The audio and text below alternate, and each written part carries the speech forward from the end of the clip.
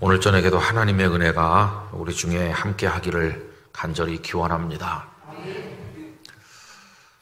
여러분, 영락교회 목사가 돼서 살고 있는데, 제가 부산에 있다가 이제 영락교회로 가게 됐는데, 그때 그 지역에 구청장께서 저한테 전화를 하셨어요.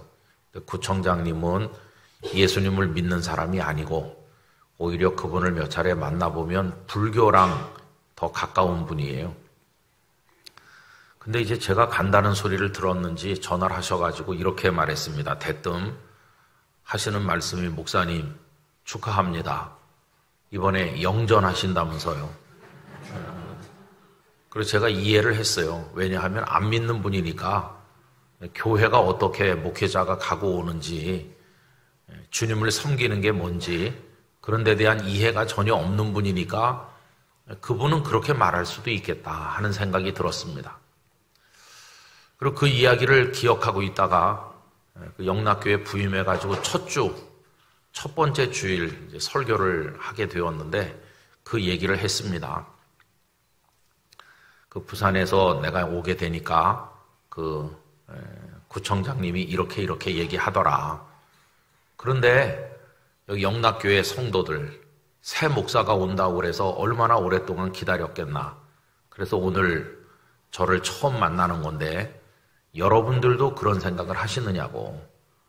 저 김은성 목사라는 사람이 저 부산 영도 섬에 오래 있다가 서울 한복판으로 오니까 그 말이 맞지 뭐. 영전한 게 맞아. 여러분들도 그렇게 생각하시느냐고 제가 물어봤어요. 근데 뭐라고 대답하는 사람이 없죠. 그냥 가만히 이렇게 저를 쳐다만 보는 건데 제가 이렇게 말했습니다. 여러분은 어떻게 생각할지 모르지만은 나는 요만큼도 그렇게 생각하지 않습니다. 나는 저 시골에 있는 성도가 10명도 안 되는 작은 교회나 제가 목회하던 교회나 여기 이 교회나 다 똑같다고 생각합니다. 왜냐하면 예수님께서 당신의 값진 보혈로 대가를 지불하셨고 그래서 피로 사서 세운 교회이기 때문에 그 교회의 가치는 다 똑같다고 믿습니다. 나는 부산에 있을 때도 설교를 했고 여기 와서도 설교를 할 거고 거기서도 하루 3끼 먹었고 여기서도 하루 3끼 먹는 거지 내가 여기 왔다고 10끼 100끼 먹는 것도 아니고 난 똑같다고 생각합니다. 그 시골의 작은 교회에서도 예수님의 십자가와 부활의 복음을 믿어서 하나님의 자녀가 되고 구원받는 것이고 여기 영락교회 성도도 예수님의 복음을 믿어 하나님의 자녀가 되고 구원받는 것이지 요만큼의 차이도 존재하지 않습니다. 다 똑같은 교회고 똑같은 복음을 믿고 똑같이 하나님의 자녀가 되는 겁니다. 오히려 영락교회 교인이라고 하는 교만이 나 영락교회 다녀 이러다가 여러분을 멸망으로 끌고 들어갈 수도 있습니다. 이런 얘기를 첫 주에 했어요. 그리고 한 서너 달 지난 다음에 이런 제목으로 또 설교를 했어요. 영락인가 교회인가. 영락교회잖아요. 영락교회인데 그걸 둘로 분리해갖고 영락인가 교회인가 이런 제목으로 설교를 했어요. 그러면서 영락교회 다닌다고 그걸 무지하게 강조하면서 영락교회 그러는데 그 영락이라는 두 글자가 하나님 앞에 가면 아무 의미가 없다. 야, 영락교회 다니다 왔니? 그러면서 천국에 들여보내줄 거라는 착각을 버려야 됩니다. 영락교회 다니다 망하는 사람 얼마든지 있을 수 있습니다. 영락이라는 거 그거 아무 가치가 없습니다. 오히려 그거보다는 교회가 중요한 겁니다. 교회. 주님의 복음이 선포되는 교회.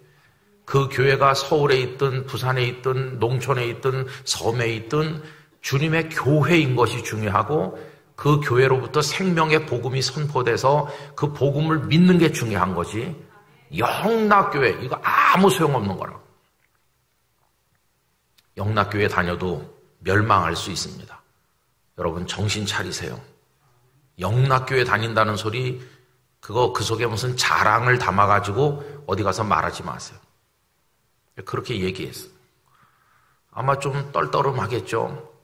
좀 기분이 안 좋을 거예요, 그분들이. 그날인지 뒤에 나가서 예배 마치고 인사를 하는데 나이가 지긋해 보이시는 한 70은 좀 넘어 보이는 건장한 어르신이 나가면서 저랑 악수를 하면서 목사님, 이 교회 교인들이 임자를 제대로 만났네요. 그러면서 나가는데 그분이 누군지는 모르겠어요. 그리고 저는 참 이상하게 영락교회 갔다고 좋은 것도 요만큼도 없고 오늘 그만둔다고 그래도 섭섭한 것도 요만큼도 없을 것 같아요. 제가 아내랑 그런 얘기를 자주 했습니다.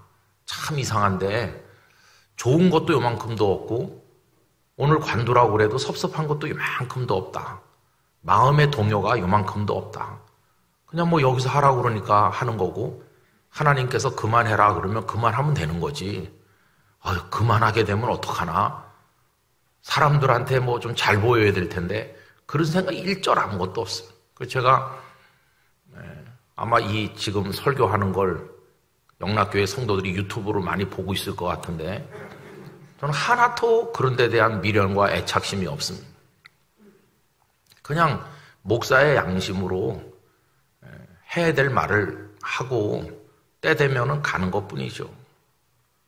무슨 뭐 인간적인 애착심을 가지겠습니까? 주님께서 다 주님의 보혈로 교회들을 세우셨을 때는 똑같은 목적으로 세우신 거죠. 똑같은 목적으로. 오히려 저는 영락교회 목사가 되고 나서 굉장히 영적으로 어려움을 겪고 있습니다. 그 어려움은 이런 거예요. 이번에도 우리 집회 주제를 작고 연약한 자에게 주시는 하나님의 이야기들을 중심으로 나누는 건데 하나님 앞에서 저 자신을 작고 연약한 자로 유지하기가 참 어려워요. 여러분, 하나님 앞에서 작고 연약한 자가 돼야 됩니다. 작고 연약한 자가 돼야 은혜를 얻을 수 있어요. 그런데 작고 연약한 자로 저를 지키기가, 저의 영혼의 모습을 유지하기가 어려운 거예요. 어려워요. 여러분 좀 이해가 잘 안 되실지 모르지만 우리가 왜 작고 연약한 자로 우리를 유지해야 될까? 그건 아주 간단합니다. 의외로 하나님께서는 크고 강하다고 자부하는 사람에게는 관심이 없으시거든요. 하나님은 교만한 자를 물리치시고 겸손한 자에게 은혜를 주십니다. 그러니까 우리 성도님들께서 은혜를 정말 사모하신다면 작아지셔야 되는 거예요. 우리 주님은 소자에게 긍휼을 베푸시고 희망 없는 인생들에게 손을 내미시는 분이거든요. 그러니까 내가 충분히 강하고 충분히 큰 자가 돼가지고 그래서 주님이 필요 없다고 그러면은 뭐 내 마음대로 살아도 되겠지만 정말 나는 주님의 은혜를 갈망합니다. 주님의 은혜를 받고 싶습니다. 정말 그런 마음이 있으시다면 아주 작은 자가 되셔야 돼요. 주님 앞에서. 근데 그게 어려운 거예요. 이제 영락교회 목사가 되니까 부산에 있을 때는 참 소박하게 조용하게 살았어요. 그런데 서울에 가니까 조용하게 살기가 좀 어렵더라고요. 예를 들면 이것저것 자꾸 떠맡게 돼요. 그런데 그게 참 말하기 어려운 게, 거절하기 어려운 게, 뭘 같이 하자고 이렇게 오시는 분들이 내세우는 게 뭐냐 하면은 한경직 목사님이 시작하셨다는 거예요. 한경직 목사님이 세운 겁니다. 한경직 목사님께서 시작하신 겁니다. 그러니까 영락교회 목사가 외면하면 안 됩니다. 이렇게 말하면은 참 거절하기가 어렵더라고요. 우리 한 목사님께서는 참 앞을 내다보는 선견지명이 있으신 분이세요. 이분이 여러분 1980년대 저 서울의 고속버스 터미널이 강남에 생겨서 고속도로가 곳곳에 나니까 고속버스라는 게 등장해가지고 사람들을 태워 나르던 아주 옛날이죠. 초기에. 그때 벌써 강남 고속버스 터미널에 우리 한 목사님은 TV 모니터를 막 층마다 수십 대씩 설치했어요. 아니, 목사님이 왜 터미널에다가 TV를 설치했을까? 그 스크린을 설치해가지고 뭘 보여줬는지 아십니까? 성경 강해를 그 공공장소에서 틀어줬습니다. 그때는 한국교회가 힘도 있고 한경직 목사님 영향력도 있기 때문에 거기 불교 신자도 있고 뭐 안 믿는 사람도 있고 다양한 사람들이 많았을 텐데 다 그저 고속버스 표 끊어가지고 버스 출발할 때까지 앉아가지고 그거 다 보는 거예요. 왜? 나오는 게 그밖에 없으니까. 계속 그게 나오니까 사람들 다 그 성경 강해를 보는 거예요. 여러분, 만약에 요즘에 공항이나 무슨 터미널 같은데 모니터를 설치해가지고 어느 목사님이 설교 방송을 한다 그러면 사람들이 가만히 있겠어요? 도저히 할 수 없는 일, 불가능한 일이죠. 근데 그때는 그렇게 당연한 듯 했어요. 그게 이제 미디어 선교회라고, 한국 미디어 선교회라고. 목사님은 이제 앞으로는 영상을 통해서 선교하는 시대가 온다. 그걸 벌써 몇십 년 전에 내다본 거니까 참 굉장하잖아요. 그때 삼성에서 칼라 테레비 이런 거를 많이 기증해가지고 이제 곳곳에 설치했어요. 그래서 삼성은 삼성대로 모니터 선전, TV 선전하고 또 이제 그 미디어 선교회는 복음을 증거하는 그런 일을 했어요. 그러면서 몇십 년이 내려오는 동안에 뭐 우리나라의 유명한 목사님들이 거기 다 이제 관련돼가지고 하셨는데 제가 영락교회 가니까 이거 한경직 목사님이 시작한 거라 그러면서 저보고 오라고 하는 거예요. 어떻게 안 간다고 하겠습니까? 그래서 갔죠. 갔더니 그게 그냥 오라고 한 게 아니었어요. 그래서 덜렁 제가 지금 거기 이사장이 됐습니다. 그러니까 자꾸 뭘 맡는 거예요. 자꾸 뭘 맡아요. 그 다음에 뭐 영락교회가 초중고등학교를 8개를 운영하고 있습니다. 보성여중, 보성여고, 대광초등학교가 이제 윤석열 대통령이 나온 학교인데 대광중학교, 대광고등학교, 또 영락중학교, 영락고등학교, 영락의료과학고등학교 이렇게 8개를 학교를 운영하고 있는데 제가 그 중에서 이제 6개 학교의 이사장을 이제 맡고 있는 거고 나머지 보성여중고는 우리 장로님이 맡고 계시고 그래요. 뭐 그런 것도 맡아야 되고 뭐 이런 거 저런 거 맡는 게 많아요. 그래가지고 부산에서는 참 소박하고 조용하게 잘 살았는데 거기 가니까 교회 일보다도 교회 바깥에 뭐 그런 게 너무 많아요. 너무 많아가지고 가서 회의해야 되고 무슨 이사회 해야 되고 참 힘들고 불편해요. 근데 사람들은 그거를 무슨 대단한 업적이나 되는 것 같이 생각하는 것 같습니다. 그러면서 영락교회 목사님 왔다고 그러면서 뭐 여기 앉으세요 막 이러고 저를 막 이렇게 해주는 거예요. 이사장님 오셨다고 그러고 그 굉장히 몸에 안 맞는 옷을 입은 것 같이 너무나 불편한 거예요. 어서 빨리 은퇴하는 날이 오기를 기다리는 이유 중에 하나가 그거 좀 훌훌 벗어던졌으면 좋겠다. 그리고 이사회 오라는 전화 좀 안 왔으면 좋겠다. 그런 생각이 들 정도로 뭐가 많아요. 그러니까 자꾸만 이렇게 부풀어 오르는 거죠. 뭘 많이 맡아가지고 자꾸 부풀어 올라요. 그러니까 어려워지는 게 뭐냐 하면 작은 자로 사는 게 어려운 거예요. 여러분 사람은 참 이상해서 옆에서 훌륭하십니다. 굉장하십니다. 뭐 이렇게 자꾸 하면요. 그게 최면이 됩니다. 최면. 그래가지고 나 같은 사람은 형편없는 사람이지 이렇게 처음엔 생각했던 사람도 그런 얘기를 계속 들으면 나중에는요. 그렇지 내가 훌륭하지 이렇게 자기도 모르게 세뇌되는 거예요. 세뇌. 그래서 나중에는 주님 앞에 가서도 주님 저 이런 사람이에요 그러면서 자기가 뭐 대단한 사람이나 되는 양 의시되기 시작하는 거예요. 여러분 이건 망하는 길입니다.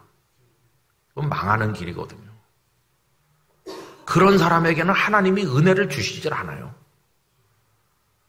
근데 정말 하나님의 은혜를 받고 싶거든요. 하나님의 손길을 체험하기를 원하거든요. 그러려면은 어떤 사람이 돼야 되냐면은 작은 자가 돼야 돼요. 작은 자. 그래서 저를 주님 앞에서 아주 작고 연약하고, 그래서 다시 다른 말로 바꿔 말하면 주님이 붙들지 않으면 하루도 서 있을 수 없고, 주님이 은혜를 주시지 않으면 아무것도 할 수 없고, 주님이 붙드시는 그 손길이 너무너무 간절하게 사모하게 되는, 그걸 사모하게 되는 그런 영성. 주님이 아니면 저는 오늘 죽어요. 주님 저를 붙들어 주셔야 돼요. 이런 간절한 영성, 그거를 유지하기가 어려운 거예요. 여러분, 사람이 자기 스스로 대단한 줄 알게 되면 교만해집니다. 교만하면 간절함이 없어집니다. 간절함이 없어져요. 기도를 안 하는 건 아니에요. 기도를 하긴 하지만 정말 목숨 걸고 매달리는 간절함은 없어지는 거예요. 그럼 하나님은 우리 폐부를 다 들여다보시기 때문에, 야, 너 기도하는 거 들어보니까 뭐 그렇게 급하지 않은 것 같구나. 그냥 형식적으로 하는구나. 그럼 좀 기다려라. 네가 알아서 해봐라. 그리고 외면하시는 거예요. 그런 사람의 인생에는 기적도 없고 은혜도 없고 이야기거리도 생기지 않아요. 그 사람의 하는 이야기는 다 자기가 한 얘기예요. 내가 워낙 강하고 내가 워낙 훌륭하니까 그거 다 그때 건 내가 한 거라고 이러지. 여러분, 주님이 하셨습니다. 그런 이야기는 생기지 않는 거예요. 그런데 지난 시간에 말씀드린 혈루증 여인이 희망 없는 상태에서 가버나움 길거리에서 주님을 통해 병의 근원이 치유되고 구원받고 하나님의 딸이 된 이거는요, 이 여인이 가장 보잘것없는 작은 자가 됐을 때 주님이 손 내밀어 주신 거거든요. 그러니까 이 여인이 그때 건강한 여인 같으면 절대 주님께 와서 옷자락에 손대는 일을 안 하잖아요. 그러니까 작고 연약하기 때문에 은혜를 갈망하게 된 것이고 시냇물을 찾는 사슴 같은 모습이 된 거고, 그러니까 주님이 손을 내밀어 주신 거예요. 여러분, 나는 하나님의 은혜가 없어도 살아, 이런 생각을 한다면야 모르겠지만은 정말 하나님의 은혜를 갈망하고 그 은혜로 구원받기로 원하고 천국의 백성이 되기를 갈망한다면 우리 구포교회 성도들은 다 작은 자가 되셔야 돼요. 연약한 자로 머물러 계셔야 됩니다. 기도 얘기를 조금 아까 말씀드렸는데, 저는 모태신앙으로 났으니까 요만했을 때부터 기도에 참여했죠. 부모님이 기도하면 눈 감고 있고, 그 다음에 대여섯 살 때부터 네가 기도해봐라 그러면은 절반쯤은 말도 안 되는 소리겠지만은 제가 기도도 하고, 가정 예배 드리면 뭐 오늘은 엄마가, 내일은 아버지가, 그 다음 날은 내가, 이런 식으로 기도를 계속해 왔죠. 기도를 지금까지 얼마나 많이 했을까요? 뭐 금요 철야 집회도 기도하고, 뭐 새벽 기도에도 기도하고, 저 혼자도 기도하고, 회중과 함께도 기도하고, 뭐 하여튼 얼마나 다양한, 얼마나 많은 기도를 지금까지 했을까요? 앞으로도 또 무수한 기도를 하겠죠. 근데 여러분, 기도라고 다 기도인 건 아닙니다. 기도라고 다 주님이 기뻐하시는 건 아닙니다. 어떤 기도는 우리 주님을 분노하게 만들 거예요. 어떤 기도는 주님을 섭섭하게 만들 거라고 생각합니다. 어떤 사람들은 기도하면서, 기도는 하나님께 드리는 거니까 하나님의 영광을 찬송하고 하나님의 은혜를 구하고 그 앞에 기도를 올리는 나는 무릎 꿇은 자가 되어서, 엎드린 자가 되어서 하나님을 향하는 그런 마음으로 기도해야 되는데, 그 기도의 내용이 사람 자랑을 늘어놓고 있는 거예요. 어떤 분은 또 하나님을 가르치는 사람도 있어요. 하나님, 시편 몇 편에 보면 이렇게 되어 있습니다. 그러면서 성경 말씀을 또 얘기해요. 그럼 하나님께서, 야, 성경에 그런 얘기 있었는지 내가 미처 몰랐는데 고맙다, 그러시겠어요? 하나님이 주신 말씀인데 마치 하나님을 가르치듯 해요. 하나님, 우리가 성경 말씀대로 이렇게 하면 이렇게 되는 거죠? 이렇게 되는 거 아닙니까? 막 그래요. 아니, 하나님이 그렇게 하라고 주신 건데 기도를 그렇게 하면 안 되죠. 기도는 하나님 저희에게 이렇게 말씀하셨는데 그렇게 못한 죄를 용서해 주십시오. 그렇게 할 수 있는 힘을 주십시오. 이렇게 하는 게 기도지. 이상한 기도를 하는 사람이 많아요. 또 기도 속에서 어떤 사람을 칭찬하는 기도를 또 많이 해요. 여러분, 기도는 하나님을 높이고 하나님 앞에 은혜를 구하는 거지, 어떤 사람을 추켜 세우는 기도, 그거는 아주 잘못된 것이. 여러분, 그래서 저는 기도를 할 때마다 이 기도가 이게 기도인가? 그런 생각을 할 때가 많아요. 많은 기도를 했는데 누가 저한테 목사님이 평생 드린 많은 기도 중에 하나님이 정말 들으셨을 거라고 생각하는 기도는 몇 번쯤 됩니까? 이렇게 물어보면 참 말하기 어려울 것 같아요. 서울로에 남선교회 연합회가 있는데 이분들이 저한테 5주 동안만 성경 공부를 해달라고 그래요. 그래서 월요일 아침 6시 40분에 5주 동안 합니다. 그러니까 지난 어저께 아침 6시 40분에 1시간 동안 성경 공부를 했습니다. 근데 어제 제가 그 시작하는 첫날이었는데 이런 얘기를 했습니다. 목사가 주일날 설교하잖아요. 근데 왜 설교합니까? 그럼 목사니까 하는 거예요. 목사에게 맡겨진 직임이 주일 예배 시간에 설교하는 거니까 하는 거예요. 근데 그게 참 힘든 겁니다. 불편하고. 왜 그러냐 하면 목사이니까 설교해야 된다는 게 이게 힘든 거예요. 사실 거기 회중이 100명쯤 있다고 가정해 볼 때 누가 설교하는 게 제일 좋을까요? 목사님이 하는 게 좋을까요? 아니면 하나님의 말씀대로 가장 순종하면서 말씀대로 살아서 그 말씀의 능력을 체험하고 있는 사람이 하는 게 좋을까요? 사실은 그 100명 중에 누가 설교를 하고 하나님 말씀을 얘기한다면 그 말씀대로 순종하면서 그 말씀대로 살아서 그 말씀의 은혜를 체험하고 그 능력을 경험하는 사람이 그 말씀을 이야기하는 게 제일 좋은 겁니다. 그런데 교회는 지나간 2000년 동안 조직과 제도가 발전하고 발전한 건지 하여튼 복잡하게 생겨나고 거기 뭐 목사 되는 방법, 신학교를 졸업을 해서 목사 구실 치고 안수를 받고 등등 어느 교회가 청빙을 해가지고 설교하라고 위탁을 해서 이 강단을 맡겨주면 그 사람이 하는 거다. 근데 그 사람이 하나님을 제대로 안 믿는 사람일 수도 있고 생전 가야 말씀에 순종해 본 적도 별로 없는 사람일 수도 있잖아요. 그런데도 하는 거예요. 왜? 목사니까. 단지 목사라는 이유 때문에 하나님을 제대로 믿지도 않고 성경 말씀대로 살지도 않는데도 오히려 회중에 앉아있는 성도들은 말씀대로 사는 사람도 있고 말씀 앞에 감격하고 말씀에 따라 결단하고 변화되는 사람도 있는데 정작 그런 은혜를 경험 못하는 목사가 목사라는 것 때문에 설교를 하고 있는 이 좀 이상한 현실이 한국교회 현실이죠. 우리만 그런 건 아니지만. 제가 어제 아침에 그분들에게 그 얘기를 하면서 여기 대부분이 장로님들이신데 장로님들은 교회에서 주일 낮 예배 때 기도하지 않으시냐? 기도를 누가 하는 게 맞겠습니까, 여러분? 거기 몇백 명 성도들이 주일날 모여서 기도한다 그러면 하나님께서 만약에 기도할 사람을 한 사람 정해 주신다면 하나님께서 장로님을 정해 주실까요? 아니면 아직 서리 집사도 안 된 예수 믿은 지 몇 년 안 된 젊은 청년을 지정하실까요? 저는 하나님은 만약에 하나님께서 기도할 사람을 정해 주신다면 직분이나 신앙의 연조나 가정의 환경이나 이런 데 상관없이 하나님이 듣고 싶어 하는 기도를 드리는 사람을 지정하실 거라고 생각합니다. 네가 기도하면 내가 들을게.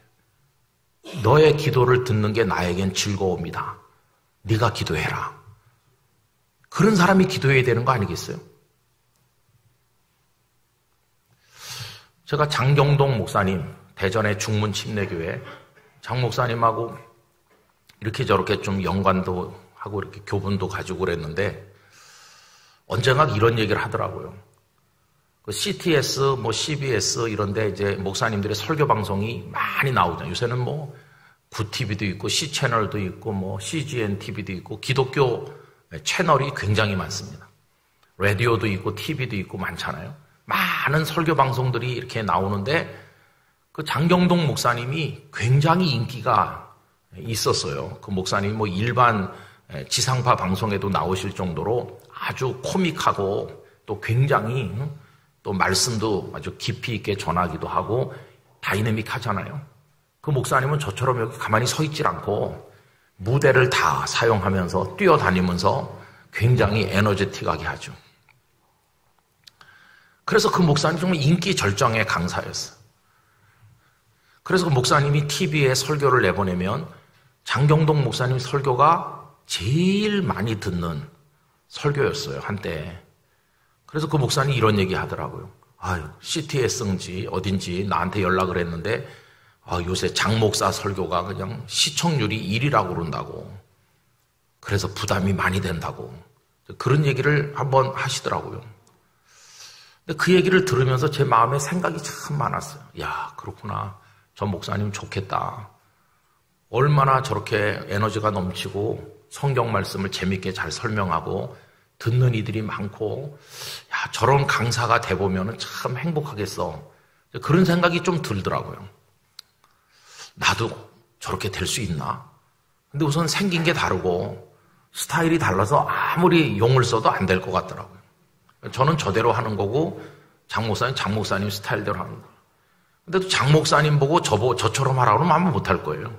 다 하나님 이렇게 생긴 대로 하게 하셨으니까. 근데 이제 그런 얘기를 듣고 며칠 후에 제가 혼자 조용히 기도를 하는데 하나님께서 참 놀라운 생각을 하나 주시더라고요. 진짜 시청률이 중요하지 그건 별로 중요한 게 아니다. 그래서 하나님 진짜 시청률이 뭡니까? 그러니까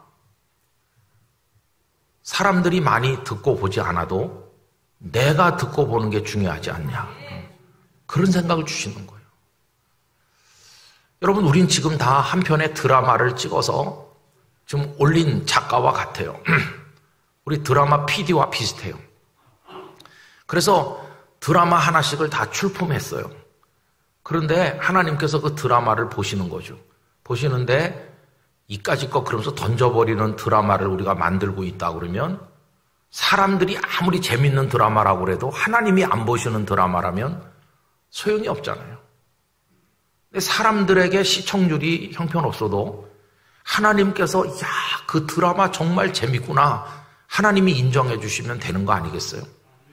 그럼 여러분, 우리가 만드는 드라마가 뭘까요? 우리의 인생. 지금 그게 드라마죠, 지금. 우리 인생이 지금 계속 드라마처럼 만들어져 가고 있는 중이에요. 1일 연속극처럼 계속 지금 드라마를 만들고 있어요.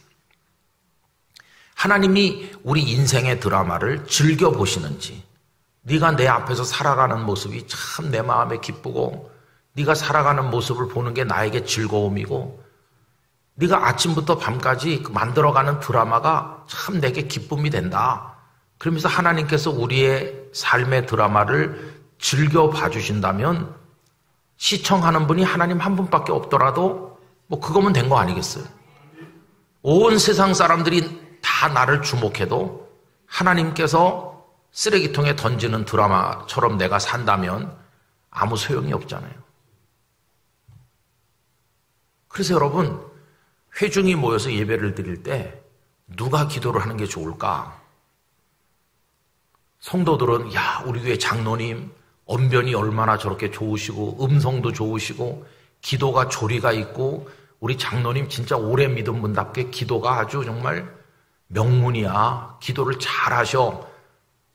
성도들이 그렇게 말한다 할지라도 하나님께서 그 기도에 귀를 막으신다면 그날 그 예배 기도는 빵점 아니에요. 그런데 장로님이기 때문에 매주 기도하는 거예요. 마치 목사이기 때문에 말씀을 믿지도 않고 말씀대로 살지도 않으면서도 매주 목사이기 때문에 설교하는 그것처럼 장로님이기 때문에 그 기도를 하나님이 듣지도 않는데도 매주 기도를 하고 있는 게 한국교회 현실이라면 이게 참 기가 막힌 거죠.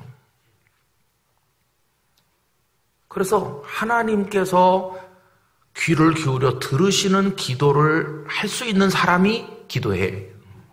그게 사실은 그게 맞는 거죠. 근데 우린 누구의 기도를 하나님이 즐겨 들으시는지를 모르잖아요. 모르니까 교회 제도에 따라서 어느 날은 장로님이 하시고 어느 날은 권사님이 하시고 또 서리 집사님도 기도하기도 하고 그렇게 이제 맡겨서 하는 것뿐이지. 그래서 공중 기도를 맡으신 기도 담당자는 하나님 앞에 두려움을 느껴야 됩니다. 내가 기도문을 2페이지, 3페이지 써가지고 아무리 내가 유창하게 기도를 해도 이 기도에 하나님이 좀 귀를 닫고 계신 거라면 내가 지금 얼마나 우스운 광대 노름을 하는 것인가를 알아야 되는 거죠. 더듬거리면서 한마디를 해도 하나님이 들으시는 기도이어야 되는 거죠. 그럼 여러분 누구의 기도에 하나님이 귀를 기울이실까요? 그 답이 이거예요. 작은 자, 신음하는 사람, 눈물 흘리면서 하나님 당신의 은혜가 아니면 저는 오늘 죽어요. 저를 좀 불쌍히 여겨주세요. 그런 애절한 마음을 가진 이의 기도를 하나님이 들으시는 거예요. 그런데 나는 큰 자고 나는 강한 자여서 뭐 이 기도에 응답 안 해주셔도 나 오늘 안 죽어. 얼마든지 버틸 여력이 있어. 그런 사람의 기도는 하나님이 너 혼자 잘 살아봐라. 그래서 여러분 기적을 경험하길 원하신다면 무조건 작은 자가 돼야 됩니다. 아까도 말씀드린 것처럼 저도 평생에 기도를 얼마나 많이 했겠어요. 그런데 저보고 그 목사님이 많이 드린 기도 중에서 하나님이 들으신 게 틀림없어. 이렇게 확신이 되는 기도가 몇 번이나 있냐고 평생에 이렇게 물어본다면 대답하기 어렵다고 그랬잖아요. 그래서 가끔 생각해 봅니다. 내가 많은 기도를 드렸고 앞으로도 드릴 텐데 하나님께서 너의 기도가 내 마음에 합했고 내가 정말 120% 응답해 준다. 하나님은 우리가 구하는 것보다 넘치도록 해주시는 분이라고 그랬으니까 그렇게 응답하시는 기도를 내가 어떻게 계속 할 수 있나 이런 생각을 해보는 거죠. 그래서 나의 기도가 응답된 게 언제일까? 분명히 하나 말할 수 있는 게 있어요.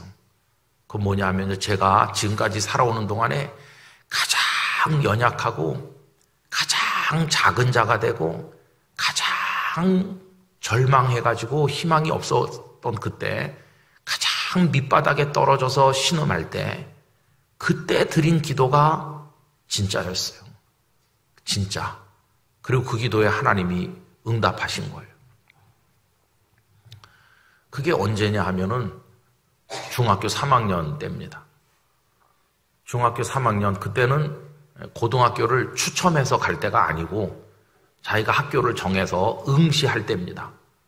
그래서 소위 명문고등학교, 부산으로 말하면 뭐 부산고등학교, 경남고등학교 그런 식으로 서울에도 경기고등학교 뭐 이런 게 있었잖아요.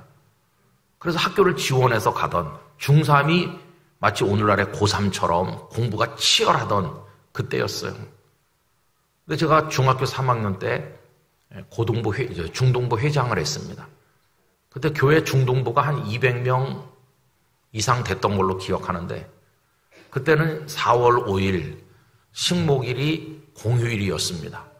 학교 안 가는 거죠. 그래서 4월 5일 날 중동부 학생들이 교회에 다 모여가지고 무슨 행사를 하기로 되어 있었어요.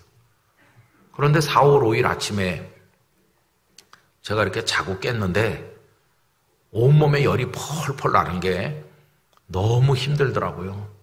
그래서 교회를 갈 수가 없었습니다. 회장인데도 불구하고. 그래서 연락을 드렸어요. 제가 너무 많이 아프기 때문에 교회를 오늘 못 갑니다. 이렇게 연락을 드리고는 집에 계속 누워서 알았죠. 병원들도 다 문을 닫은 날이기 때문에 병원 갈 데도 없고 그냥 집에 있는 약이나 먹고 하루 지내보자 이렇게 하는 거죠. 그러다가 한 점심때쯤 돼가지고 간신히 기운을 차려서 교회를 갔습니다. 가서 인사라도 해야 되겠다는 책임감이 있어가지고 간 거죠. 가서 한 30분 있었는지 1시간 있었는지 하여튼 억지로 좀 있다가 도저히 안 되겠더라고요. 그래서 집에 왔어요. 그리고 이제 쓰러져 가지고 이제 그날 밤을 지낸 건데 그 다음 날 4월 6일이 됐어요. 어머니께서 어떻게 열이 좀 내렸니? 좀 괜찮니? 학교를 가야 될 텐데 한번 일어나 봐라. 그렇게 깨우셨습니다. 그래서 이제 제가 억지로 일어나 앉으니까 이제 어머니가 대접에 물을 한 그릇 떠가지고 오셔서 이거 마시고 정신 좀 차려봐라. 학교 갈 만하면 가야 될 거 아니냐. 그래서 제가 물을 받아가지고 이렇게 마셨는데 이게 물이 입으로 잘 들어가야 되잖아요. 근데 물이 그냥 마치 쏟은 것 같이 다 이렇게 흘러내렸어요. 제대로 마셔지지가 않았어요. 그러면서 몸이 좀 이상하더라고요. 그래서 보니까 와사풍 환자같이 얼굴이 이렇게 많이 돌아갔고 그리고 이 몸이 상체가 이게 좀 이상하게 됐더라고요. 이렇게 굳어진 것 같이 이 몸이 좀 이상해졌어요. 그래서 학교는 고사하고 그날부터 병원 순례가 시작됐죠. 처음엔 동네 병원에 갔다가 큰데 가라고 그래서 큰데 뭐 여기저기 다 다녔죠. 서울에 내놓으라 하는 병원들. 여러분 병원 순례를 4월 한 달, 5월 한 달, 6월 한 달, 뭐 사방, 한방, 양방 뭐 다 다녀요. 그런데 병명도 못 알아내는 거예요. 중학교 3학년 애가 뭐 기본 검사 여러 가지 해도 다 정상이고 도대체 이게 왜 이런 건지를 알아내지 못하는 거예요. 어떤 분은 저한테 이렇게 말하더라고요. 너 공부 스트레스가 너무 큰 거 아니냐. 그러니까 마음 편하게 가죠. 집에 가서 푹 쉬고 공부 생각하지 말고 마음 편하게 가져라. 마음이 편하게 가져지겠어요?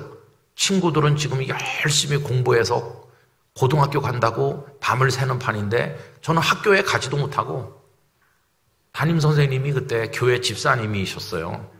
담임선생님이 서울대 출신의 경기고등학교 출신의 똑똑한 선생님이셨는데 교회 집사님이니까 저희 어머니는 권사였고 그래서 그냥 운성이 어머니라고 안 하고 권사님 그랬어요.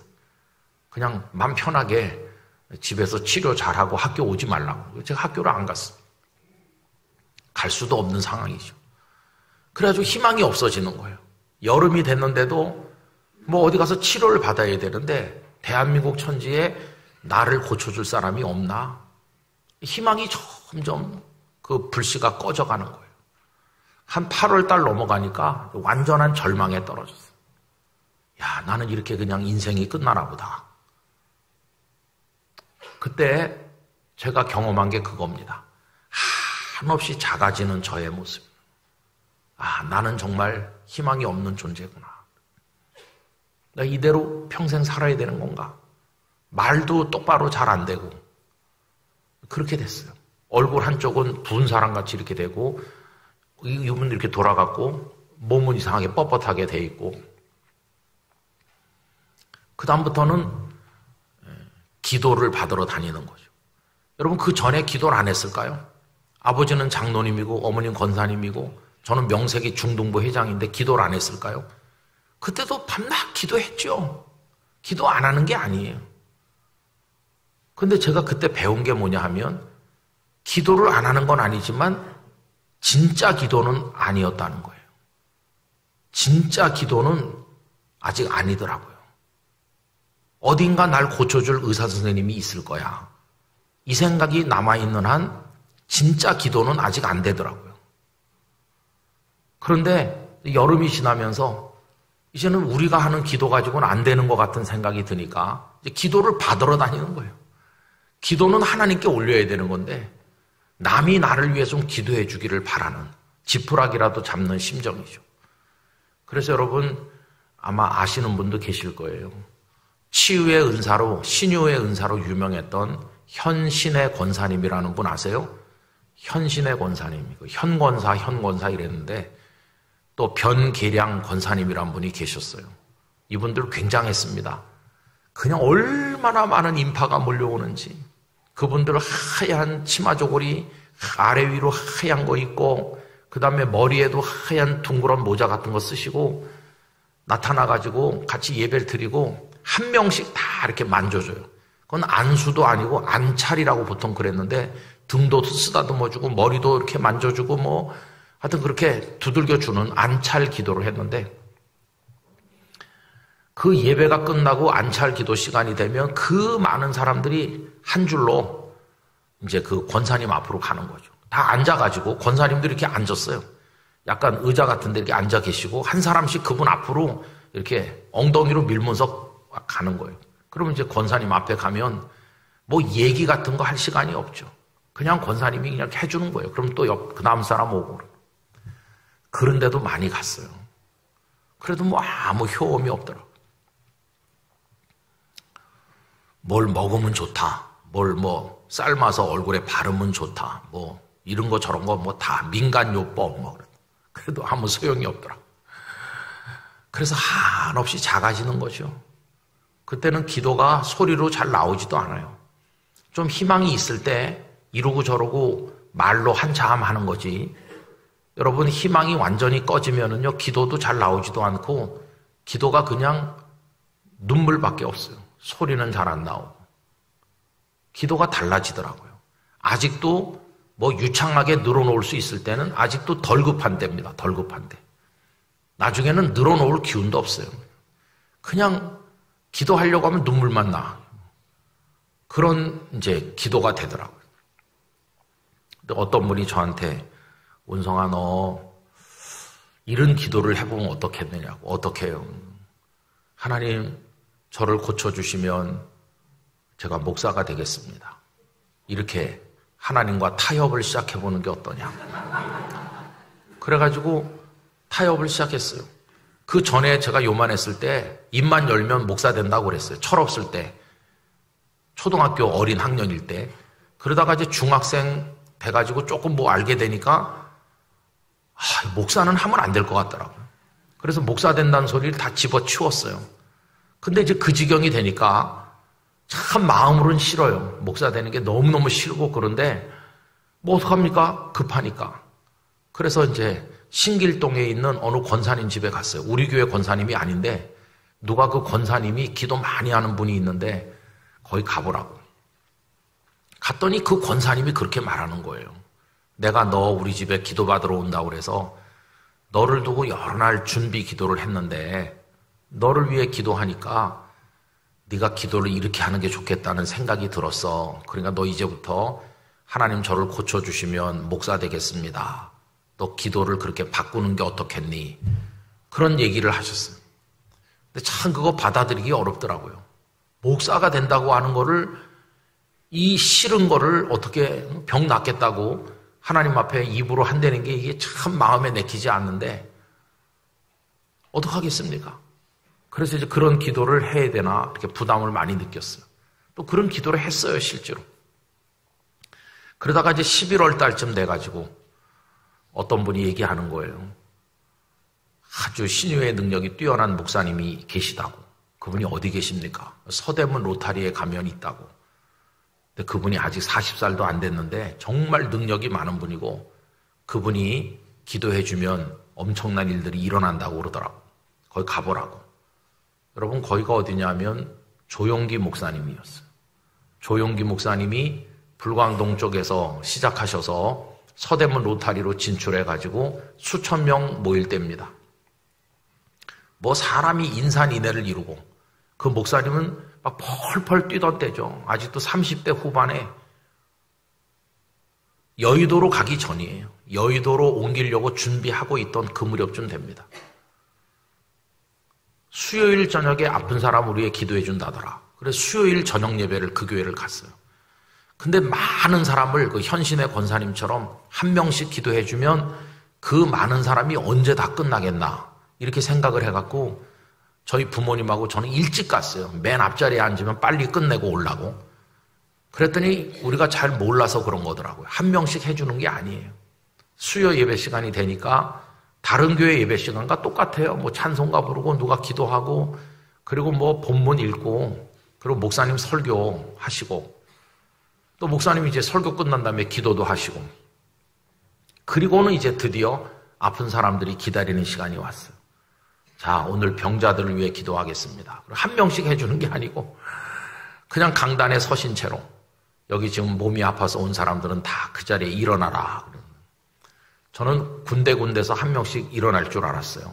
대부분은 다 건강한 사람이고 군데군데 아픈 사람이 있을 거다 이렇게 생각했는데 야, 병원이 돈을 안 벌래 안 벌 수가 없겠다는 생각이 들었어요. 왜냐하면 안 일어나는 사람이 한 명도 없으니까. 전부 전원 다 일어나, 전원 다. 그때 정말 얼마나 마음이 상했느냐 하면요, 사람들이 밉더라고요. 하나님께서 그날 저녁에 은혜의 덩어리를 요만큼 주시는데 뜯어 먹으려고 온 사람이 수천 명이 왔으니 이게 내 입에 부스럭이라도 들어올 희망이 있나, 그런 생각이 들면서 너무 야속한 생각이 들고, 이 사람들 다 앉고 나 혼자 일어나야 되는 건데 이 다 일어나면 이게 나한테 돌아올 확률이 이게 거의 없잖아요. 어린 나이에 그런 생각이 들 정도로 다 일어나는 거예요. 장차 아플 것에 대비해서 일어나나? 다 일어났어. 하긴 뭐 우리 부모님도 안 일어나도 되는데 일어났으니까 남 얘기할 건 없죠. 그리고 그 목사님께서 올해도 하지도 않아요. 한 2, 3분 이 아픈 사람들 위해서 기도했어요. 기도하시고 다 그 자리에 앉으라고 그러면 뭐 다 앉았죠. 그냥 맹숭맹숭하죠. 무슨 뭐 불덩어리가 확 들어오는 것도 아니고 뭐 환상을 보는 것도 아니고 아무 일도 일어나지도 않았어요. 그냥 맹숭맹숭하죠. 너무 싱겁구나. 그래도 현신의 권사님은 머리도 만져주고 등도 만져주고 그런데 여긴 뭐 만져주는 것도 없고 너무나 정말 이상한, 여기 사람들 왜 이렇게 많이 왔지? 그런 생각이 들었어요. 근데 이제 기도가 끝나고 목사님이 이렇게 말씀했습니다. 방금 전에 기도하는 동안에 하나님께서 나에게 감동을 주셨다. 오늘 여기 온 많은 사람 중에서 얼굴에 병든 사람, 그리고 몸이 상처에 문제가 있는 사람, 그런 사람을 하나님이 깨끗이 고쳐주신다는 응답이 왔는데 그런 사람 있으면 일어나라. 한 사람도 안 일어나대요. 그 많은 사람이 방금 전에는 다 일어났었는데 기도 후에 일어나라고 하니까 단 한 명도 안 일어났어요. 목사님이 틀림없이 있을 텐데 일어나라고. 2층 없어요. 아무도 없어요. 아래층 없어요. 막 눈을 돌리시면서 있으면 일어나라고 하는데 아무도 안 일어나요. 근데 저희 어머니가 너 아니냐 너. 얼굴이 아프고 상체가 아프고. 그래서 어머니가 일어나라는 거예요.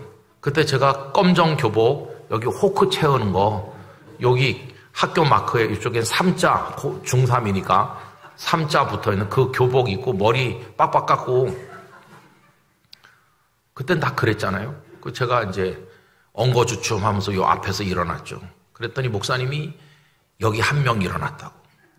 학생이 한 명 일어났다고. 교복 입은 학생이. 여러분, 그러면서 목사님께서 이 학생을 위해서 우리 축복의 박수를 해줍시다. 근데 수천 명이 얼마나 뜨겁게 박수를 해주는지, 여러분, 지나간 몇 달 동안 고생 많았다.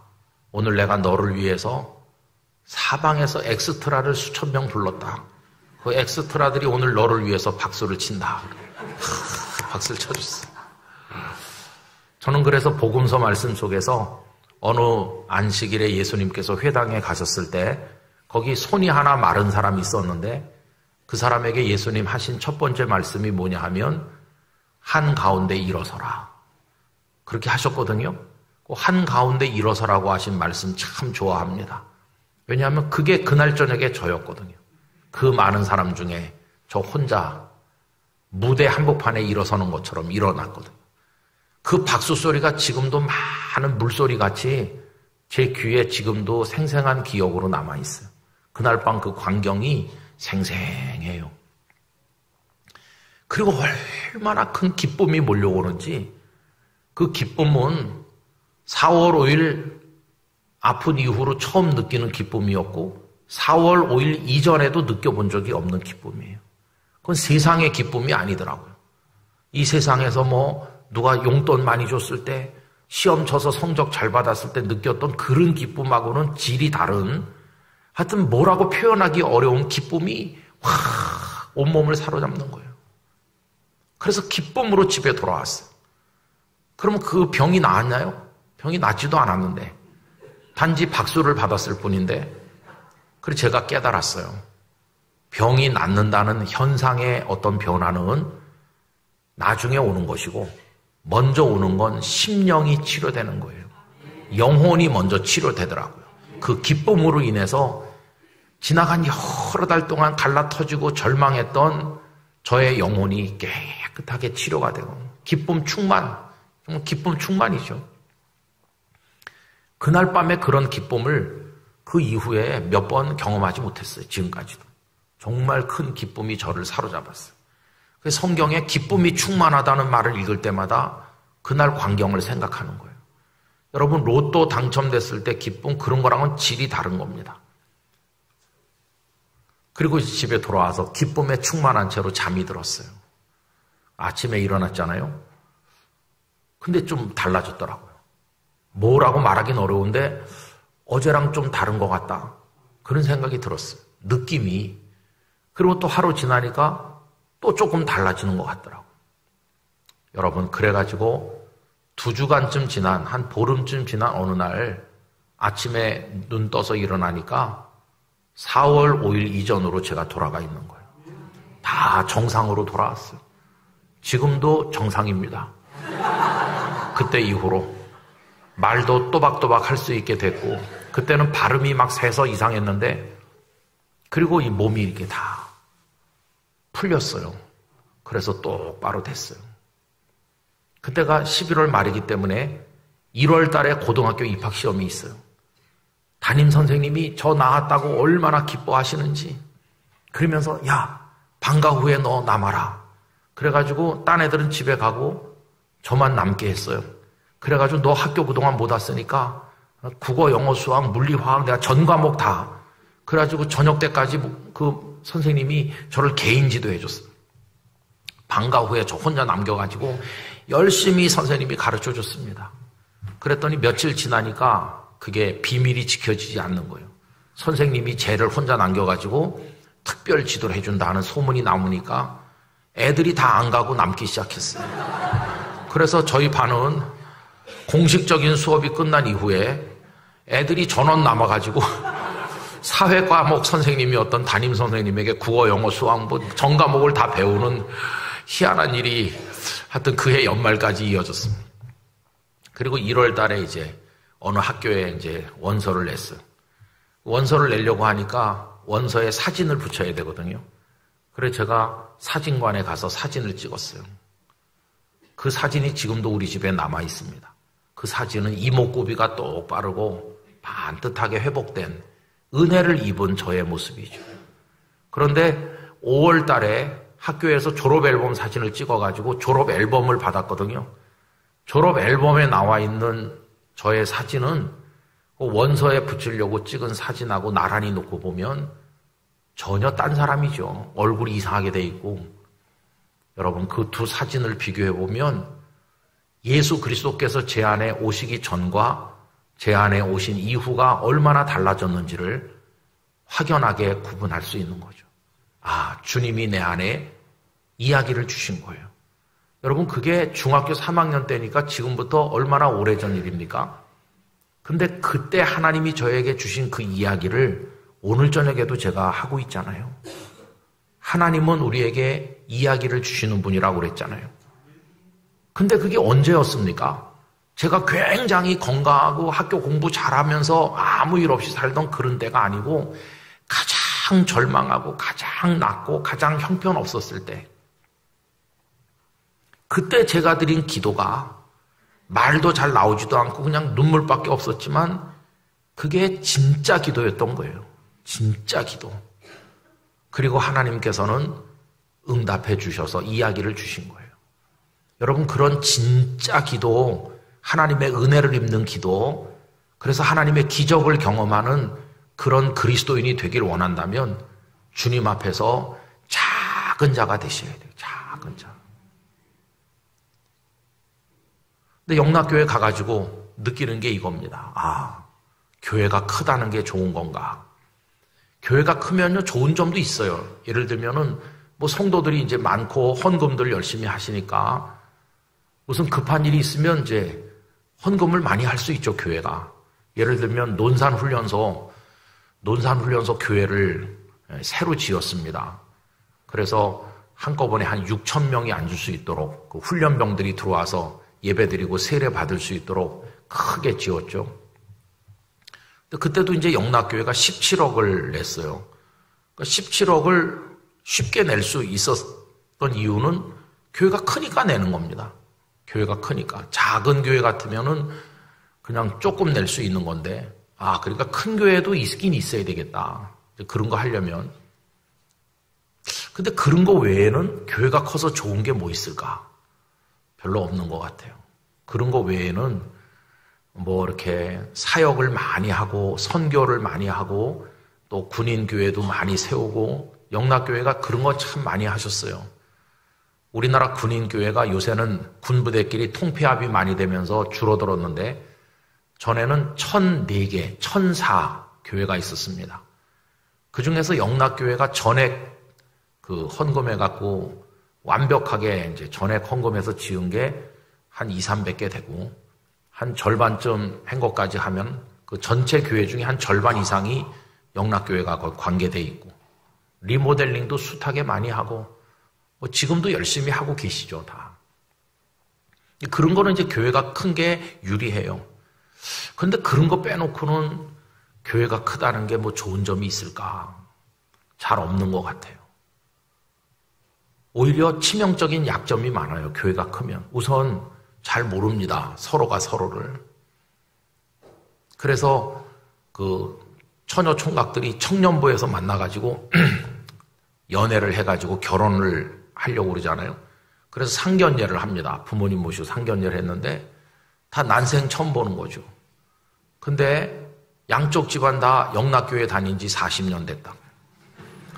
부모님 다 교회 집사님, 뭐 안수 집사님 다 뭐 이렇게 권사 아님 뭐 그런데 난생 처음 보는 거예요. 영락교회를 몇십 년 이 집안도 다니고 이 집안도 다녔는데 상견례 자리에서 처음 보는 거예요. 그러니까 어떤 집은 일부 예배만 계속 오고 어떤 집은 오부 예배만 계속 오고 교구가 18개가 있는데 교구가 서로 다른 데 있으면은 얼굴 볼 일이 없어요. 그러니까 뭐 이게 처음 보는 게 이상한 게 아니죠. 교회가 너무 크면 그런 문제가 있더라고요. 잘 몰라요. 그러니까 그냥 조용히 자기를 드러내지 않고 조용히 와서 예배나 드리는 사람에게는 좋을지 모르지만은 이 성도의 교제도 잘 안 되고 참 어렵죠. 우선 목사가 교인을 잘 몰라요. 길거리에 가다가 이렇게 만나서 누가 인사하면 겁나요. 목사님, 저 영락교회 교인입니다. 그냥 이렇게 인사하고 가면 되는데 저 모르세요? 이렇게 물어보면 옆구리를 빗으로 찌르는 것 같아요. 저 모르세요? 그러고 나서 모르시는 게 당연하죠. 이렇게 하면 다행인데 저 아시잖아요. 그때 어디서 만났잖아요. 이러면 그땐 진짜 할 말이 없어요. 어디서 만났다고 그러는데 저는 만났나? 안 만났나? 잘 모르거든요. 그런 게 참 이게 교회가 커가지고 좋은가? 잘 모르겠어요. 여러 가지 약점이 많아요. 그래서 교회가 너무 큰 게 그렇게 좋은 건 아니겠다. 근데 가장 치명적인 그 약점이 많은데 약점 중에 가장 큰 약점이 뭘까? 저는 이렇게 생각합니다. 교회가 너무 크면요. 작은 자가 되기가 어렵습니다. 작은 자가 되기가 어려워요. 성도들이 아까 처음에도 말씀드린 것처럼 어느 교회 다니세요? 그러면 저 영락교회 조용히 다닙니다. 이렇게 대답하면 되는데 저요 영락교회 다닙니다. 그래서 제가 그런 설교를 한 거예요. 영락교회 다니다 망하는 수도 있다고. 영락교회가 우리를 구원하는 게 아니라고. 예수님이 구원하는 거지. 근데 영락교회 다니면 무슨 뭐 대단한 거나 되는 것처럼 이게 자꾸 교만해지기 쉬운 거예요. 그리고 다른 교회, 작은 교회 다니는 사람 무시하고 그게 두려운 거죠. 오히려 하나님의 기적은 작은 자일 때 오는 건데 교회가 이렇게 많고 사람이 많고 이렇게 하면요. 눈물의 기도를 드리기가 어려워요. 그냥 형식적 기도로 끝날 때가 많죠. 아, 은혜로부터 점점 멀어지는구나.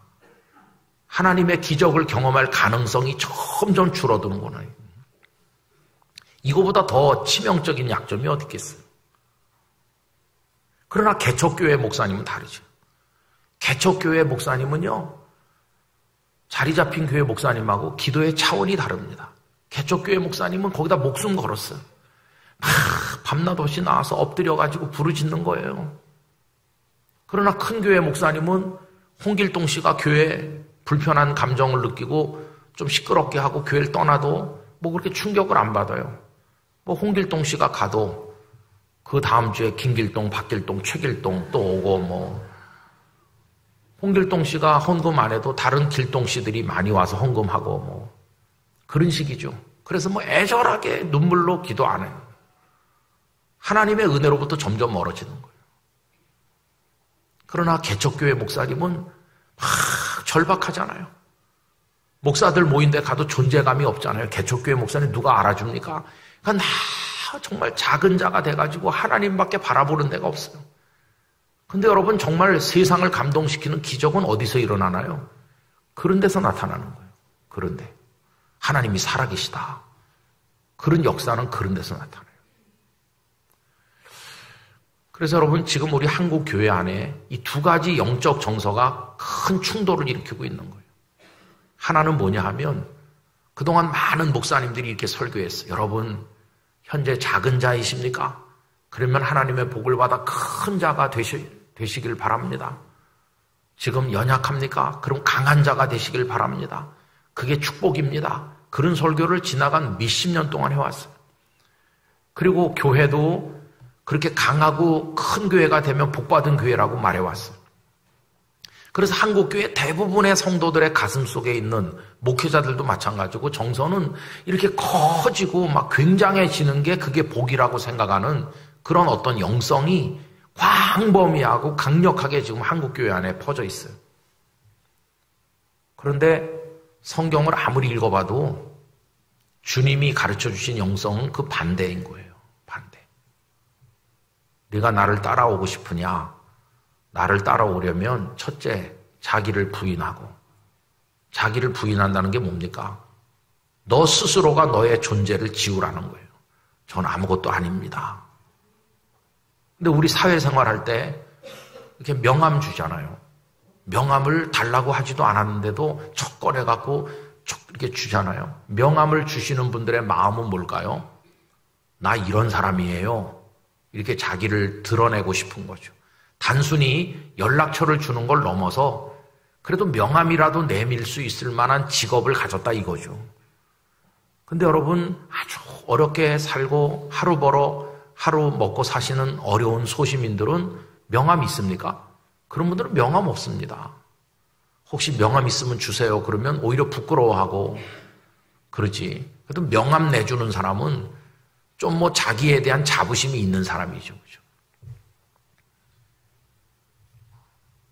그런 식으로 하는 거예요. 그래서 하나님께서 형편없던 나에게 이렇게 높은 자리에 앉혀주셨고 이렇게 물질의 복을 주셨고 우리 삶이 이렇게 확장되게 하셨고 그래서 우리 교회도 이렇게 커졌고 뭐 그게 이제 간증이 되는 거죠. 우리는 뭐 이런 복을 받았다고. 근데 주님은 자기를 부인하라는 거예요. 저는 명함 같은 건 내밀 사람이 못 돼요. 저는 뭐 너무 부족한 사람입니다. 이걸 진심으로 하라는 거예요. 자기를 부인하고. 근데 그게 끝이 아니잖아요. 주님은 한 걸음 더 나가서 자기 십자가를 지고 무슨 말입니까? 죽으라는 거예요. 아예 죽어 없어지기까지 해라. 그래야 너는 내 사람이 되는 거다. 그리고 신약 성경에서 예수님을 제일 닮고 제일 잘 믿었다고 하는 사람이 누굽니까? 사도 바울이잖아요. 사도 바울은 갈수록 점점 커지고 높아지고 존귀해지고 박수받고 그랬나요? 아닙니다. 그는 갈수록 작아졌어요. 예수님을 믿기 전에는 그는 큰 자였습니다. 강한 자였죠. 대제사장들이 그를 총애했고 가말리엘의 문화에서 배운 수제자고 그는 유대 사회에서 최고로 출세할 수 있는 모든 기반이 다 갖춰진 그러면서 로마 시민권을 날 때부터 가지고 있었던 그런 집안 출신이고 그는 강하고 큰 자였어요. 사울이라는 이름 자체가 큰 자, 그런 뜻 아닙니까? 그런데 다메섹 도상에서 예수님을 딱 만난 날부터 완전히 달라져 갖고 그는 점점 작아지는 자의 길을 걸었어요. 그래서 처음에는 자기 자신을 이제 낮추는 표현들을 하기 시작하는데 점점 그게 아주 강해집니다. 모든 성도들보다 더 작은, 지극히 작은 자, 이렇게 하다. 그럼 나중에는 자기를 뭐라고 부릅니까? 죄인 중에 괴수다, 괴수.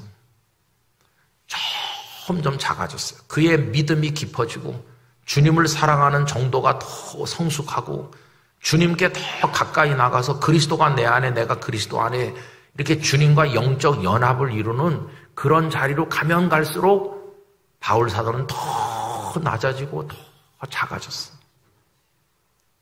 우리 한국교회는 점점 높아지고 점점 커지고 점점 강해져야 복을 받는 거라고 그러는데 주님은 점점 작아지는 자가 나를 닮는 자다.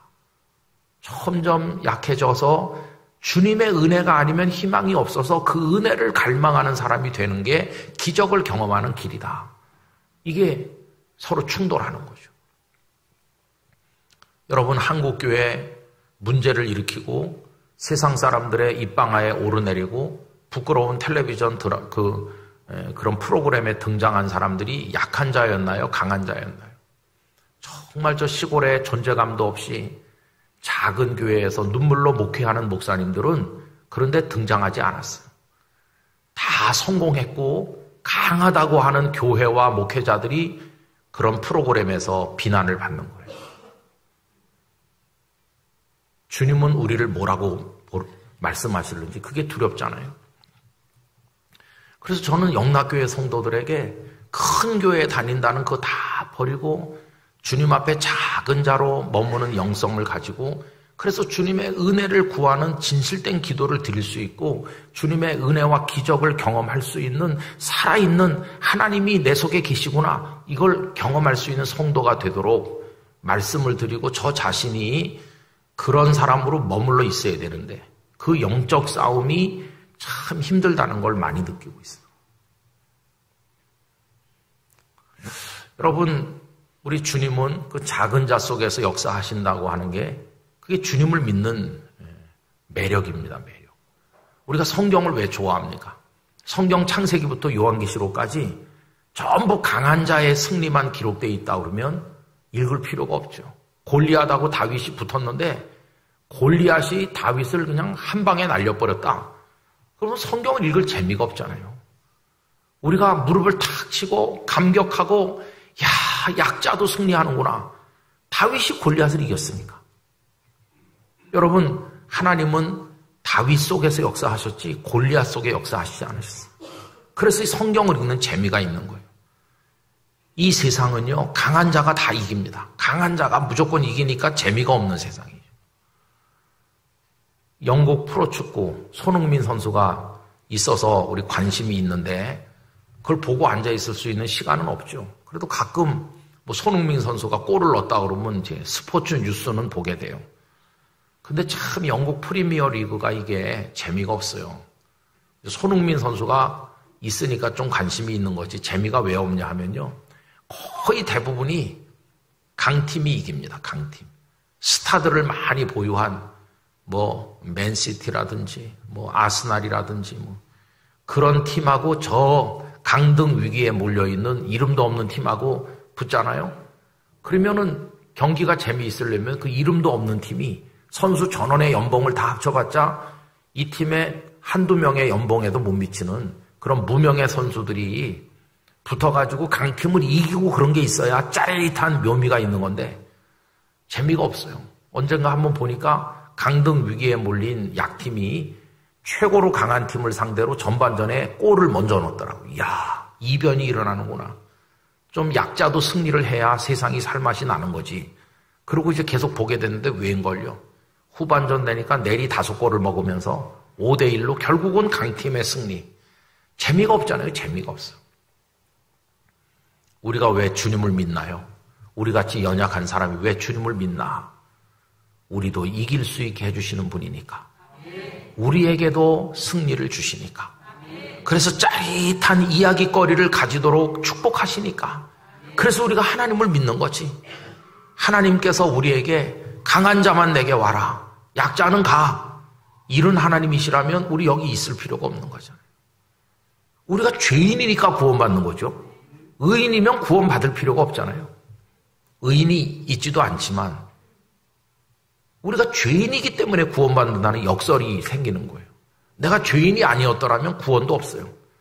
그런데 내가 죄인이기 때문에 죄책감이 너무 크고 이 부끄러운 죄인이 어떻게 하면 좋을까 하는 그 애통하는 마음이 있기 때문에 간절함이 우러러 나오는 눈물의 기도를 드리니까 주님이 십자가에서 우리 죄를 담당하시고 구원해 주신 거예요. 예수여, 당신의 나라에 임하실 때 나를 기억해 주세요. 그 십자가에 매달렸던 그 강도의 마지막 진액을 짜내는 한마디, 그건 이 세상에서 가장 간절한 기도였고, 그는 뭐 밤을 새서 기도한 게 아니고 그 한마디 기도를 했지만 주님이 바로 응답하셨어요. 내가 오늘 나와 함께 낙원에 있을 거라. 그런 기도를 드리려면요, 죽기 직전까지 가봐야 되는 거예요. 그 사람은 죽음 앞에 섰을 때 마지막 신랄 같은 희망을 그리스도께 두는 거거든요.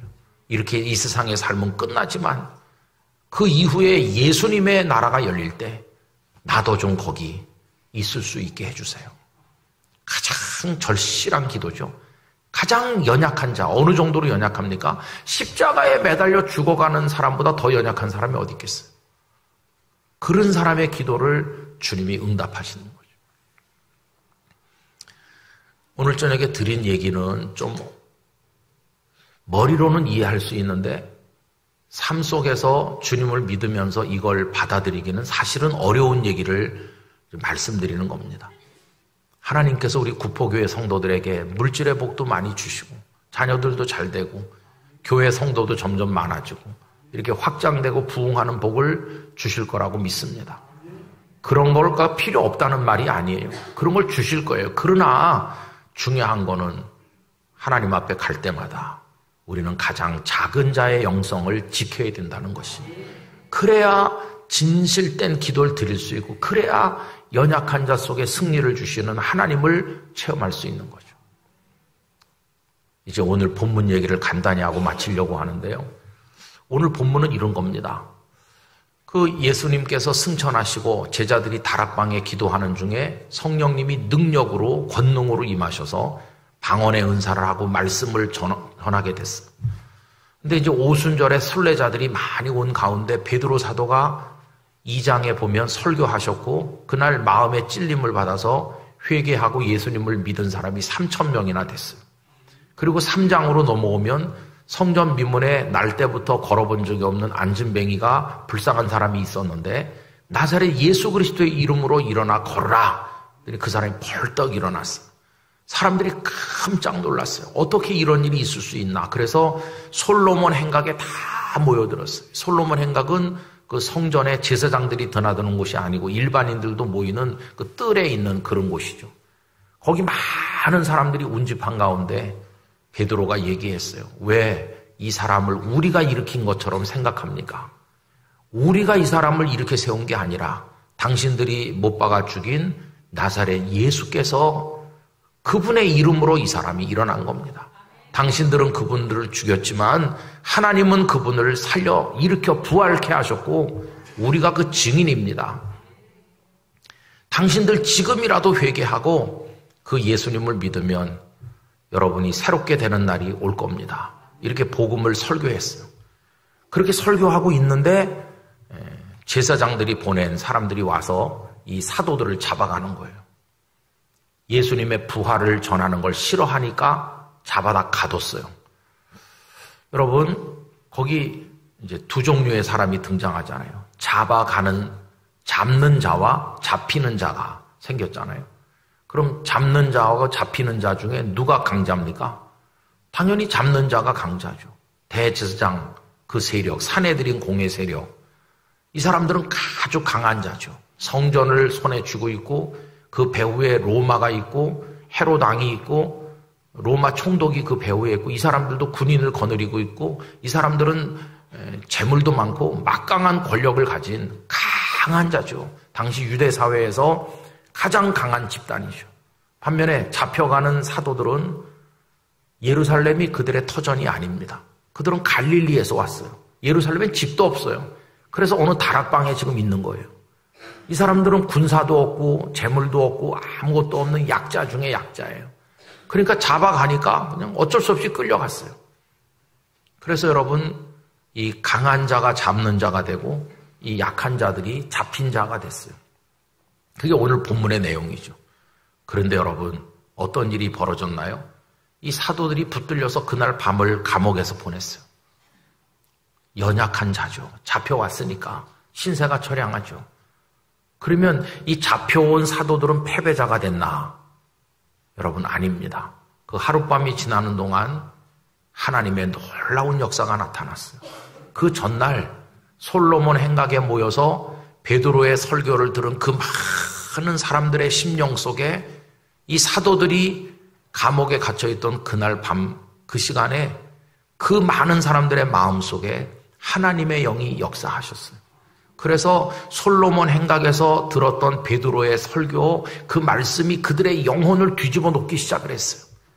그래서 이들은 갇혀 있었지만 하나님의 말씀은 갇혀 있지 않았어요. 이들은 끌려와 있었지만 하나님의 말씀은 사람들의 영혼을 주도적으로 변화시키고 계셨어요. 그날 밤이 부흥의 밤이었어요. 그래서 오늘 본문 끝에 보면 그 전날 베드로의 말씀을 듣고 예수님을 믿은 남자가 5,000명이나 되었다고 그랬어요. 진정한 승자가 누굽니까? 이들을 잡아온 세력입니까? 아닙니다. 진정한 승자는 연약한 자들이었어요. 끌려온 자들, 힘없는 사람들, 그들이 5,000명이나 그리스도께로 인도하는 진정한 승리자가 된 것이에요. 약자에게 승리를 주신 이야기가 오늘 본문에 나와 있잖아요. 저는 한국교회에 희망이 있을까? 이렇게 교세가 급감하고 우리 교단 성도가 작년 1년 동안에도 34,000명이 줄고 재작년에 11만 명이 줄고 그랬는데 단 1년 만에 우리 교단만 해서 그렇습니다. 희망이 있을까? 저는 이런 생각 해봅니다. 한국교회가 우리는 강해, 우리는 능력 있어, 이 생각을 가지는 한 희망이 없을 거라고 생각합니다. 왜냐하면 기도는 건성으로 드리는 거고 하나님은 절박하지 않게 형식으로 기도하는 이들의 기도를 외면하실 거고 우리 중에 기적을 일으키시지 않을 것이고 우리는 우리 방식으로 하다 쪼그라들 겁니다. 그러나 한국교회가 다시 살아나는 희망이 열리는 날은 언제일까? 한국교회 목회자들도 장로님들도 성도들 모두가 다 우리 힘으로 되는 게 없구나. 우리는 무능하구나. 우리 힘으로 머리털 하나 희고 공개 할 수가 없구나. 우리는 다 죄인이구나. 우리는 은혜가 없으면 안 되는구나. 하나님이 일으키지 않으면 우리 희망이 없구나. 그러면서 통에 자복하고 눈물을 흘리면서 주여 우리를 불쌍히 여기소서 이렇게 다 작은 자로 엎드리는 그날 우리는 살아날 거라고 믿습니다. 왜? 그때 하나님이 일하실 것이니까요. 그래서 우리는 엎드려야 되는 거죠. 엎드려야 돼요. 우리 구포교회 성도 여러분 끝까지 엎드리는 신앙을 가지시기 바랍니다. 엎드림. 이거 무릎 꿇고 엎드리는 건데 영어로 하면 업 그러면 드림 그렇게 되잖아요. 여러분 업은 UP 이렇게 올리는 거죠. 영어에서 업 위로. 엎드리면요. 바싹 무릎 꿇고 엎드리면 우리의 기도가 위로 올려지는 거예요. 하늘로 올려지는 거예요.